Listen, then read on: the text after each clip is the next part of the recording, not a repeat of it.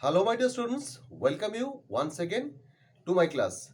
And this class or session is going to be for the students of graduation, more particularly the students of first year who have just begun their journey with the higher studies of English. And as I did earlier, that I'm trying, as you know, I have been trying, better to say, to be a bit helpful to you as to your comprehensive study of the history of English literature, which is a very vast one.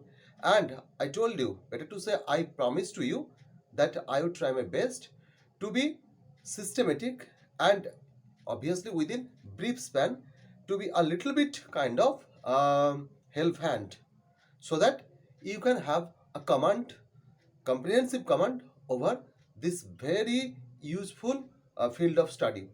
And today I am going to present a very helpful discussion on the literary output of the Old English period. Practically, the way that I have taken to cover the matter in this session would not be the same one while I will be covering the other ages. Actually, here, as you can find from the board as well, uh, I would go to the contents a little later, but before that, I like to put forward some words as to the mode of discussion or mode of presentation of today's class. Actually, as the Old English period is a brief one in this sense, the volume of literary outputs of this age is not as vast as of the other ages, means the following ages like Middle English and the following ages. So I have taken into consideration all the literary outputs which are scanned. Actually, we cannot be sure whether they were really scanned or not sufficient in number or in volume, as most of the critics or the persons who have some kind of touch with the Old English are of the opinion that a lot of the texts might have been lost due to due to the lack of proper care. And as it was the case with the Bengali literature as well, we know that the Charjapad, the only, better to say, the most important sample or specimen of old Bengali literature has not been the only one, because there are so many scripts in form of puthis that are still there in so many places, and they are worshipped as family gods or deities, and the family persons would not even let the outsiders to touch, অর্থাৎ ওই জিনিসগুলোকে ওরা ছুঁতেও দেবে না. So in course of time they would get ruined and lost, and it's a very matter of great regret that we would not get them and would not be enriched how far Bengal literature developed. Similar may be the case, or most probably it was the case with English literature as well. ইংরেজি সাহিত্যে যে আলোচনা আমরা করছি সেটা কিন্তু আমরা যে অ্যাভেলেবল ডকুমেন্টসগুলো পেয়েছি, ডিপেন্ডিং আপন those available documents we are making hour discussion, এবং সেই পরিমাণটা not as that great. So we have taken into consideration all the literary output of the age. But in case of the other ages, the number of the literary output would be so vast that we would be a bit choosy. আমাদেরকে choosy হতেই হবে, কারণ এত বেশি মাথায় রাখা যাবে না। কিন্তু ওল্ড ইংলিশ পিরিয়ডের যেহেতু লিটারি আউটপুটটা অতটা ভাস্ট নয় ভলিউমের দিক থেকে, সেই জন্য আমরা পুরোটাকে নিয়েছি। And for your kind information, আমরা আরেকটা কথা এখানে বলে নেব, not only in the case of English literature but in case of almost all the literature all over the world, we find the initial subject matter in form of religion.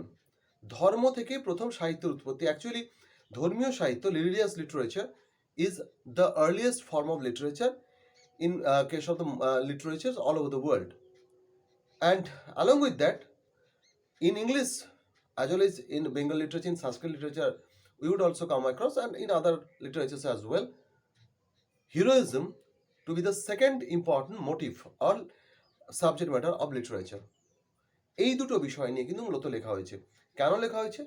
কারণ এর কারণটাও সহজ, যে প্রথম দিকে in those earliest days people were mostly scared of the natural phenomena, natural powers, which they interpreted as the expressions of the wrath or the feelings of gods and goddesses. So just to propitiate them, just to satisfy them, they always try to worship them. এবং এই যে tendency বিভিন্ন প্রাকৃতিক শক্তির পূজা করে, সেখান থেকে কিন্তু দেবদেবীর ধারণা এবং তা থেকে পরবর্তী সময়ে ধর্মের উৎপত্তি। অ্যাকচুয়ালি দেবদেবীকে মানুষ ভয় পেত, আর সেই ভয় পাওয়ার জায়গাটাকেই যারা সমাজের বুদ্ধিমান ব্যক্তি তারা কিন্তু কাজে লাগিয়েছিলেন। কাজে লাগানো সৎ এবং অসৎ দুটো উদ্দেশ্যে। উদ্দেশ্যটা কি? মানুষকে একটা ঠিকঠাক শেপে ধরে রাখা, হিউম্যান সোসাইটিকে ঠিকঠাক শেপে ধরে রাখা, তার জন্য কিছু অনুশাসন, রুলস রেগুলেশন, সেগুলো ঈশ্বরের নামে চালিয়ে দেওয়া এক। আর খারাপ উদ্দেশ্যটা কি?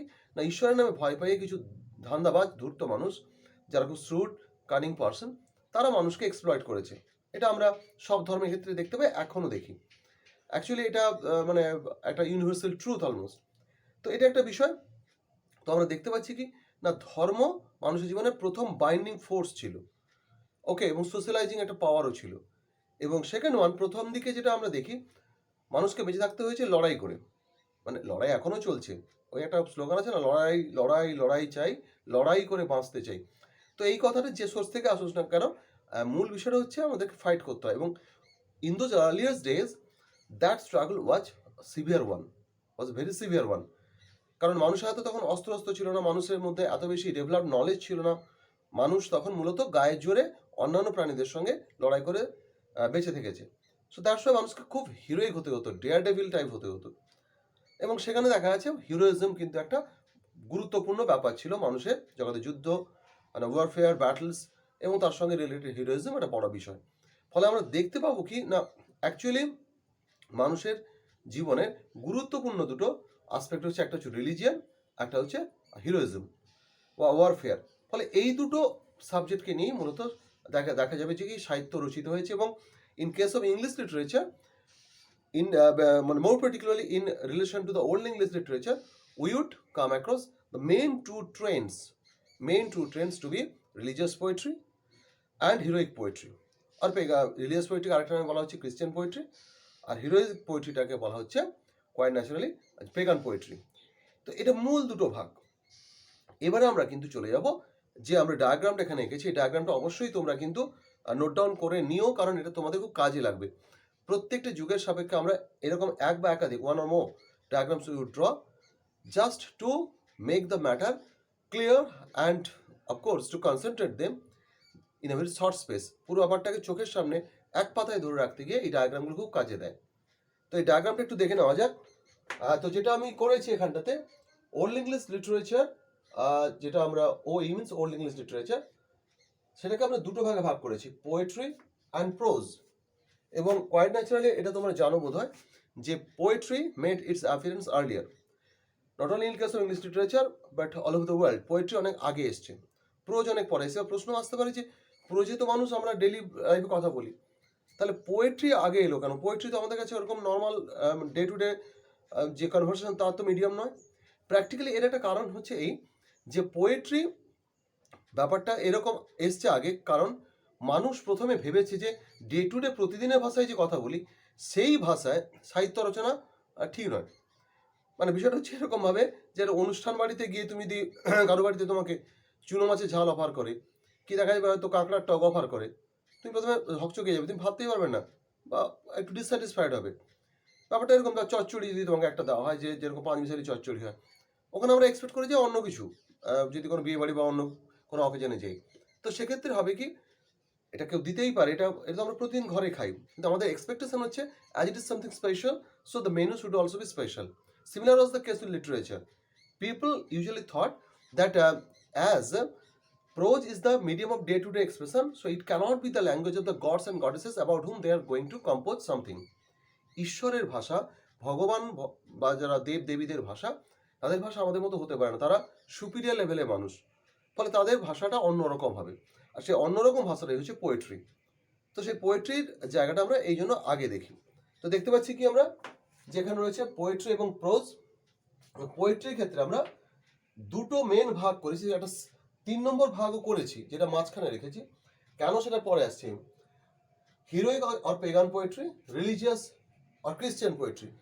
হিরোইক অর পেগান আমি অলরেডি ব্যাপারটা বলে দিয়েছি, যে এখানে কিন্তু কোয়াইট ন্যাচারালি যে বিষয়টা আসবে সেটা হচ্ছে অ্যাংলো সাক্সন যারা পিপল, তারা যখন এলো, অর্থাৎ তাদের জার্মানিক ল্যান্ড যারা টিউটনিক পিপল, তো টিউটনিয়া থেকে যখন এখানে এলো, তারা তাদের যে আগের জীবন, অর্থাৎ that very life of fight battle fierce life যেটা ছিল, যেখানে তারা পাইরেটস ছিল, সমুদ্র নির্ভর যাদের জীবন ছিল, তাদের যে ওইখানকার যে সমস্ত সংস, মোস্টলি ওরাল সংস, তারা তাদের সঙ্গে বয়ে নিয়ে এলো। স্বাভাবিক মানুষ এসছে, তার সঙ্গে তার মেমোরিতে গানগুলো চলে এসছে।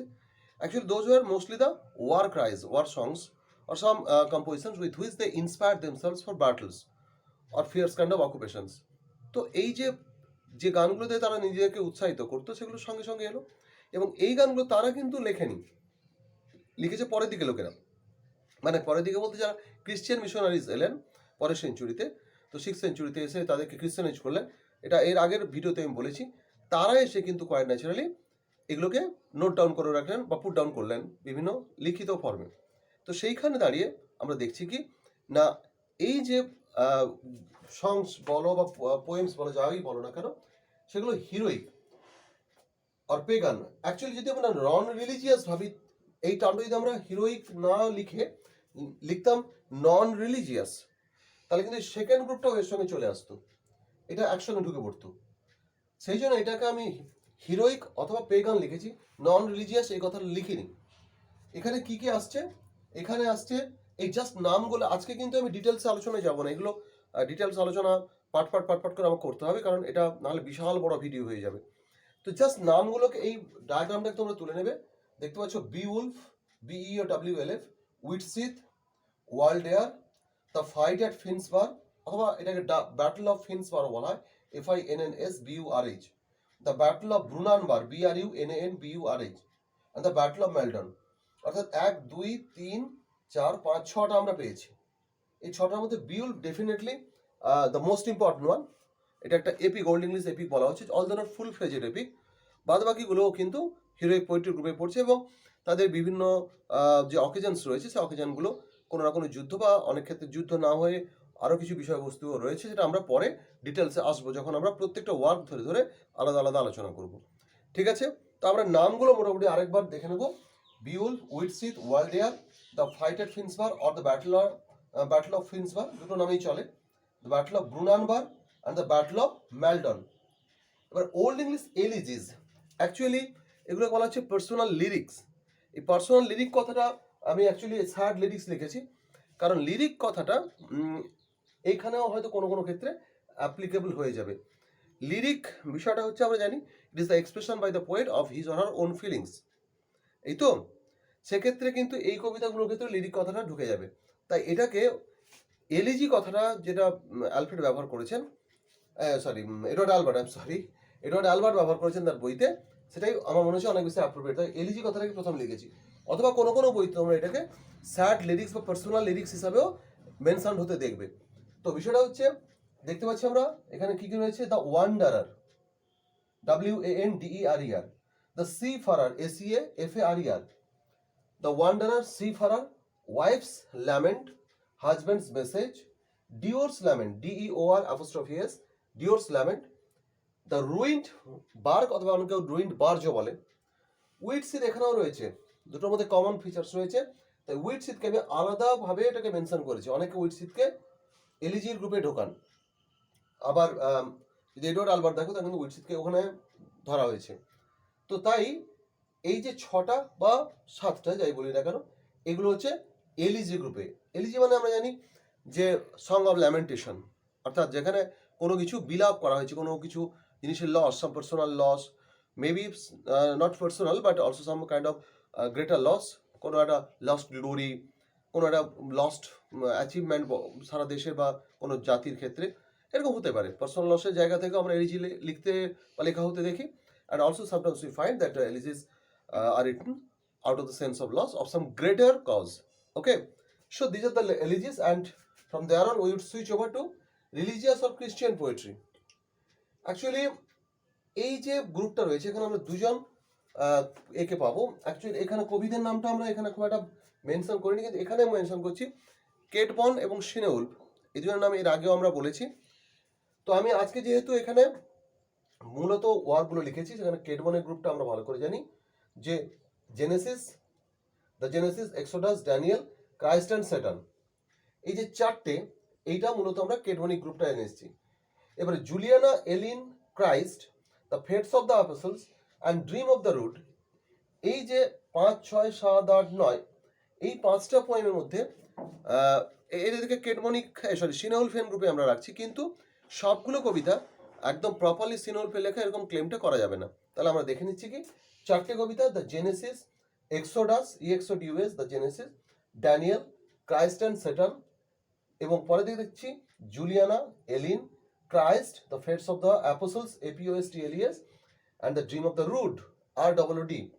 Practically, these poems are mostly based on biblical theme, অর্থাৎ বাইবেলের বিভিন্ন বিষয়বস্তু নিয়ে লেখা, ডিরেক্টলি অর ইনডিরেক্টলি বাইবেলের সঙ্গে রিলেটেড, এবং এখানে বেশ কিছু ভিজন এলিমেন্ট রয়েছে, অর্থাৎ স্বপ্নে দেখা কোনো অভিজ্ঞতা নিয়ে কবিতা লেখা হয়েছে, এরকম ব্যাপারও রয়েছে। তো সেক্ষেত্রে আমরা এই কবিতাগুলোকে নামটাও অন্তত মনে রাখবো যে এই প্রথম 4টে এখানে বলে দেওয়া হচ্ছিল, যেটা কেডমন আর এটা সিনোল, ঠিক আছে, কেডমন আর হচ্ছে সিনোল, WULF, সরি এটা একটা কিছু নয়, সিনোল। এরপর আমরা চলে যাচ্ছি প্রোজের ক্ষেত্রে। ওল্ড ইংলিশ পিরিয়ডে প্রোজ ছিল মেনলি প্র্যাকটিক্যাল প্রোজ, এর আগের ভিডিওতে আমি বলেছি। তো সেই প্র্যাকটিক্যাল প্রোজের মাঝখানেও বেশ কিছু আমরা লিটারারি জিনিস দেখতে পাই, যেখানে হিস্টোরিক্যাল ভ্যালুজ বা হিস্টোরিক্যাল যে ইনফরমেশন রয়েছে, apart from the historical importance, some literary qualities as well as apart from the or besides the practical purposes that were served by these texts, we come across some nice literary flavor. তবে ওই ফ্লেভারটা কিন্তু খুব কম, মানে অবশ্যই abundant নয়, very স্ক্যান্ট। তো এখানে আমি 3টে গ্রুপ করেছি, দেখতে পাচ্ছ।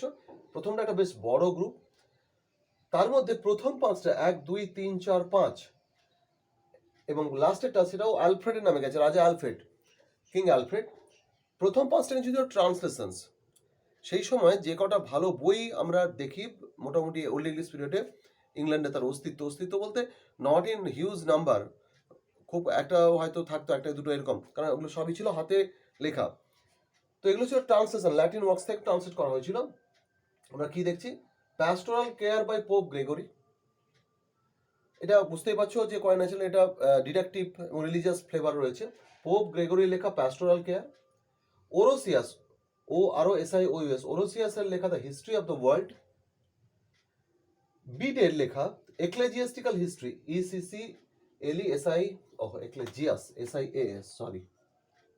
এক্লেজিয়াস্টিক্যাল history, ECCLESIASTICAL, ecclesiastical history by Bede. এটা বুঝতে হচ্ছে এক্লেজিয়াস্টিক্যাল মানে হচ্ছে সামথিং রিলেটেড টু চার্চ, এটা অবশ্যই একটু হিস্টোরিক্যাল ডকুমেন্টসের দিকে যাচ্ছে। Consolation of philosophy by Boethius, বা বোয়েথিয়াস অনেক উচ্চারণ করে, BOETHIUS, consolation of philosophy by Boethius, and soliloquies by Saint Augustine. তো এই যে 5টা ওয়ার্ক আমরা পাচ্ছি, pastoral care, history of the world, ecclesiastical history, consolation of philosophy and soliloquies. এবং কনসোলেশন অফ ফিলসফি কয় না, it is philosophical, so didactic in nature, উপদেশ ধর্মী। বাদ বাকিগুলো আমরা দেখতে পাচ্ছি something related to religion or ডিডাক্টিসিজম, উপদেশ ধর্মী বা ধর্মীয় কোনো না কোনো বিষয়ের সঙ্গে এটা জড়িত। এটা হচ্ছে অ্যালফ্রেডের। এবং লাস্ট যেটা সেটা সবচেয়ে ইম্পর্টেন্ট, প্রোজ ওয়ার্কের মধ্যে যদি আমরা ধরতে হয় তাহলে কিন্তু the Anglo Saxon chronicle, old English পিরিয়ডের একদম মাস্টারপিস অফ প্রোজ ওয়ার্ক, মানে প্রোজ ফিল্ডের মাস্টারপিস, ঠিক যেমন পোয়েট্রি ফিল্ডে বিউল, এখানেও তাই অ্যাংলো সাকসন ক্রনিকল। যদি অ্যাংলো সাকসন ক্রনিকলটা কিন্তু, আচ্ছা এই যে ট্রান্সলেশনগুলো এগুলো কিন্তু অ্যালফ্রেডের উৎসাহে, অ্যালফ্রেডের তত্ত্বাবধানে, আর কোনো কোনো ক্ষেত্রে দেখতে পাচ্ছি আমরা অ্যালফ্রেডের মানে কি বলবো সরাসরি পার্টিসিপেশন হয়েছে। বিশেষ করে অ্যাংলো সাকসন ক্রনিকল যেগুলো, এই যে অ্যাংলো সাকসন ক্রনিকলটা, এটা কিন্তু অ্যালফ্রেডের এন্ট্রি খুব কম, কিন্তু বেশিরভাগ এন্ট্রিটা আমরা দেখতে পাচ্ছি যে যাদের দ্বারা হয়েছে তাদের নাম সেভাবে আমরা পাচ্ছি না, কিন্তু অ্যালফ্রেডের নামটাই এখানে আমরা বেশি করে দেখতে পাচ্ছি আর কি। তো মোটামুটি দেখতে পাচ্ছি যে এই যে ট্রান্সলেশনগুলো করেছিলেন তিনি অ্যালফ্রেড, যে pastoral care, the history, actually এটা করেছিলেন কেন না, তিনি যখন রাজা হলেন তখন ফিল করলেন যে the people of his kingdom were too much lagging behind in matter of education. So the level of education, the level of knowledge was too much lamentable. So that's why to improve the situation, he felt the necessity of some good books which were not present in England at the time. So immediately he had to depend on the foreign literature and translated some of them. এই যে জিনিসগুলো আমরা দেখতে পাচ্ছি। তো এখানে Alfred translate করেছেন, তো আবার কেউ কেউ বলেন যে না অ্যালফ্রেড অন্য কারোর সহায়তা নিয়ে করেছেন। এই বিতর্ক চলতে থাকবে। তবে আমরা কিন্তু জানবো যে এখানে যে কথাটা বলা হচ্ছে যে আমাদের অ্যালফ্রেড যে কথা বলছেন, as he himself tells us in the preface of pastoral care that he began his series of translations. তিনি নিজে ক্লেম করছেন যে তিনি প্যাস্টোরাল কেয়ার বলে যে ওয়ার্কটা যেটা প্রথমে লিখেছি তিনি বলছেন তিনি ট্রান্সলেশন শুরু করেছিলেন। সো আমরা অন্যদের যে ওপিনিয়ন যে অ্যালফ্রেড নিজে করেনি অন্যদেরকে দিয়ে করিয়েছেন, এই বিষয়টা আমরা অবশ্যই এখানে পাত্তা দেবো না। We would take the translation to his originals, মানে ট্রান্সলেটটা অরিজিনাল। এবং এই লেখাটা এখানে কিন্তু অনেকের হেল্প রয়েছে, অর্থাৎ অ্যাংলো স্যাক্সন ক্রনিকল। এরপরে দেখতে পাচ্ছি আমরা অ্যালফ্রেডের পরে এলফ্রিকের নাম ALFRIC। এলফ্রিকের ক্ষেত্রে 3টে ওয়ার্ক আমরা পাচ্ছি, Catholic homilies CATHOLIC Catholic homilies, lives of the saints and colloquy COLLOQUY, Catholic homilies HOMILIES, lives LIVES of the saints and colloquy. তো এই যে 3টে ওয়ার্ক, এছাড়া আমরা আরেকটাকে পাবো উলফস্টানের লেখা সার্মোলুপি, অথবা এটাকে কোথাও সার্মোলুপি হিসাবে দেখবে, আবার কোথাও লেখা রয়েছে অ্যালফ্রেডের যে বইটা অ্যালবার্টের যে বইটা রয়েছে সার্মোলুপি অ্যাট অ্যাংলস। তো এটা বুঝতে পারছি এগুলো সব ল্যাটিনাইজড নাম। তো এই টোটাল যে আউটপুটটা আমি দেখলাম, এই যে টোটাল পিকচারটা, এই পিকচারটা কিন্তু অবশ্যই তোমরা ওল্ড ইংলিশ সম্পর্কে খাতায় করে নেবে। মানে এই যে ডায়াগ্রাম, পিকচার না বলে বলা হলো diagram, this diagram would definitely bring the entire literary field of Old English period to your mind within a few seconds. So আজকে আলোচনা কিন্তু আমি আর বাড়াবো না। আমি আজকে যে আলোচনাটা আসতে চেয়েছিলাম সেটা হচ্ছে মূলত লিটারি আউটপুটের এই ডায়াগ্রামটা তোমাদের সামনে প্রেজেন্ট করতে চেয়েছিলাম, and it's over. And from the next class we would definitely go for the detailed discussion of different fields. Detailed means I would definitely like to say that to a certain extent it would be moderately detailed, কারণ পুরো বিষয়টা খুব বিস্তারিত আলোচনা করার scope এখানে নেই, যেহেতু ভিডিওগুলো খুব লম্বা হয়ে যাবে। দ্যাটস ওয়াই আজকে কিন্তু এই পর্যন্ত আলোচনা থাকছে। সবাই ভালো থেকো, দেখা হচ্ছে পরের ক্লাসে। So stay well everyone, stay connected, meet you in the next class.